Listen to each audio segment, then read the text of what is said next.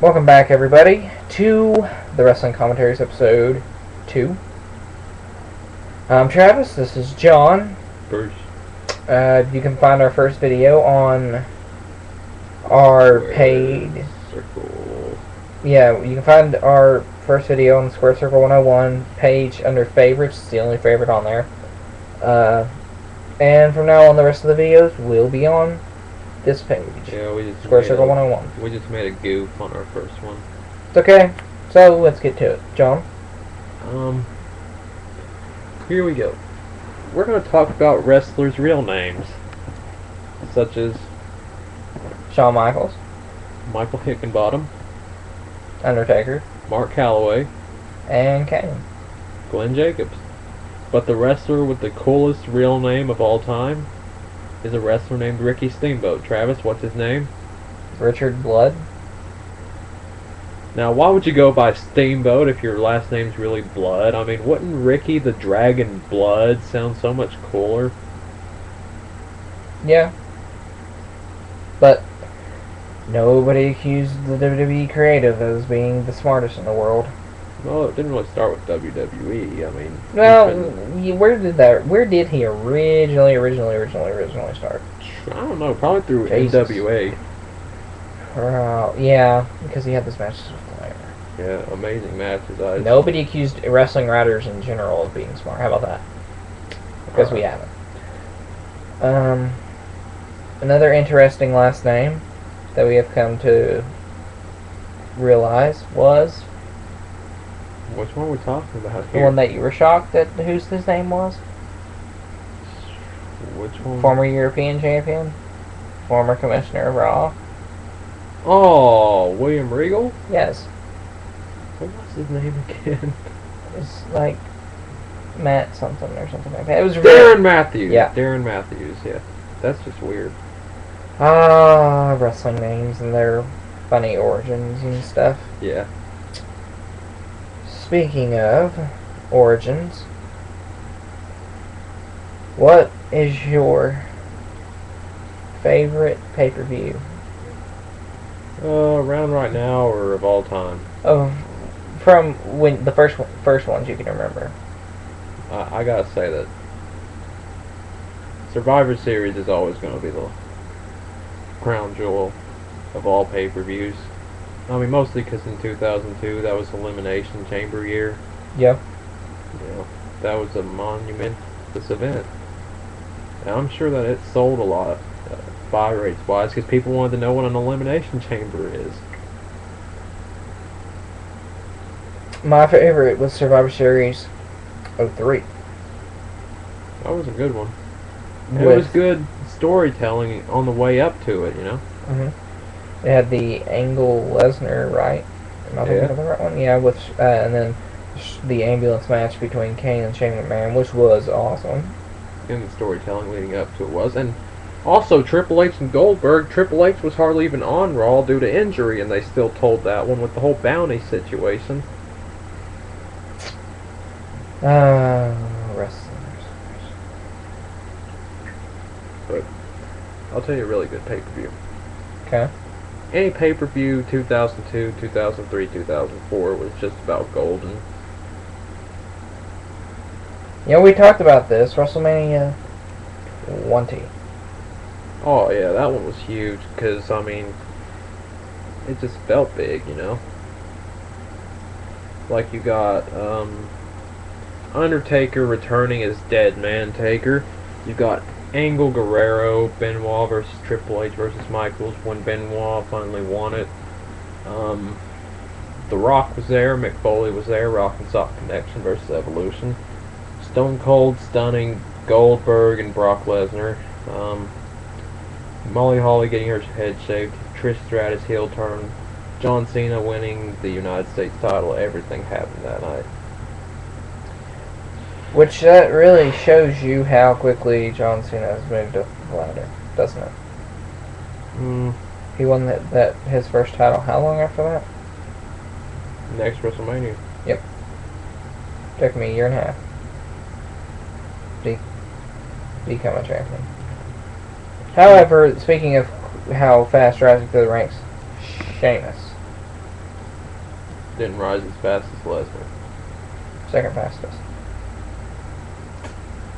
Yeah. I'm sure there's somebody that's risen faster than that, though. According to the record books, he's second fastest. Who's number 1? Brock. Who's number 3? Don't know. Nobody remembers third place, John. I'm just kidding with y'all. Of course, I would know Brock was the leader in that category.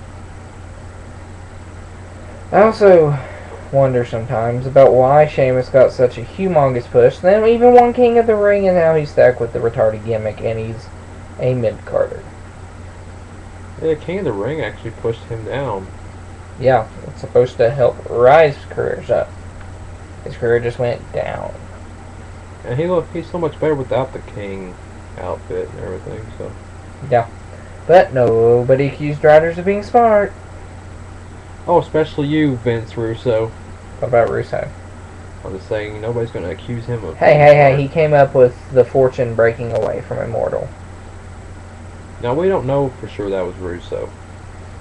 There's a whole team there. One of them could have thrown the idea in. He could have just But he took credit. He took credit. He was smart enough to take credit. Yep. Plus, we all know that fortune was just a last-minute change because they couldn't get the Mafia, and it's just a lucky break that everyone loves AJ Styles, so. And Beer Money. Yeah, Beer Money's pretty cool. A lot of people like Kazarian, but not as much Beer Money and AJ. People respect Kazarian for his amazing abilities. Yeah. And now, let's talk a little bit about TNA since we already started with it. Matt Hardy has won the title back. Sadly. And didn't Fat Hardy... No, he didn't. Did he? Fat Hardy beat Rob, right? Not last night, no. No. Okay. Well, not last night, I mean, but Sunday night. Yeah.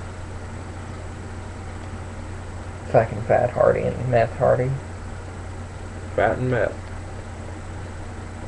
And Jeff Jarrett beat Kurt Angle in a match where if Angle won, he would get the custody of his kids, and if Jarrett won, he would have to give Karen away whenever Jarrett and Karen renew their vows. Yeah. And also, apparently, Kurt's had his boots in the ring, so he's fucking retired again. Retired. Riders aren't smart, especially you, Vince. Not McMahon, the other Vince.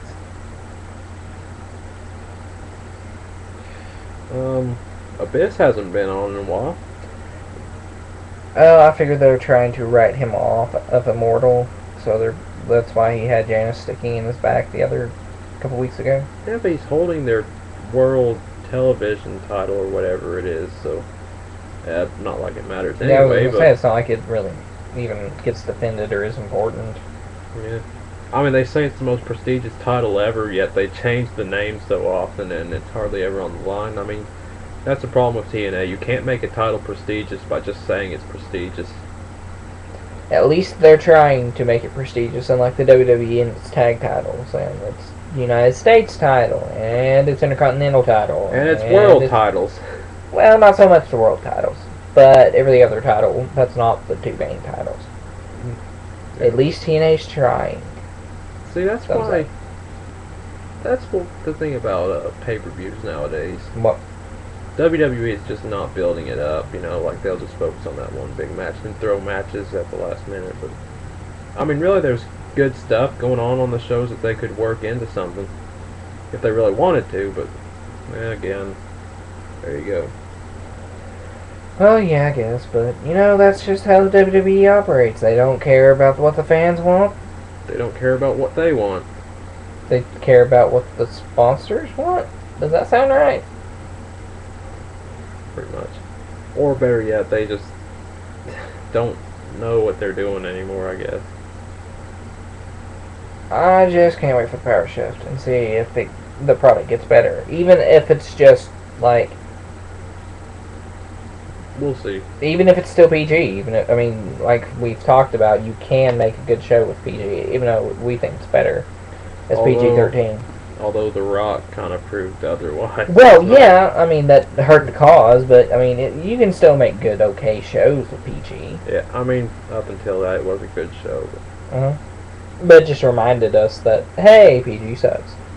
Yeah. Compared to the you know. The Rock. Stone Cold. Doesn't that suck now that when Stone Cold appears, he has to just hold his fists up and he can't flip off the camera? Yeah. That's so gay. Like, don't even bring that shit on TV. Don't even. Just don't even fool with it, because I don't care anymore. Well, there were a lot of times he just did the fist and not the middle finger, though. Yeah. It's not Austin, though. That's not Austin. Austin's the beer drinking, hell raising, flipping off the crowd. That's right. I forgot where we were going with this. Well, also, most reviews of, back to the TNA thing, most reviews of the Against All Odds pay-per-view just said it was kind of like a really bad episode of Impact. Really? Yeah. And the Hardy-Anderson match was a ladder match, I might add. I heard the ending got botched hardcore. Yeah. I kind of want to watch it because I don't know exactly what happened. There was some report on it, but I got really confused trying to read it. Yeah.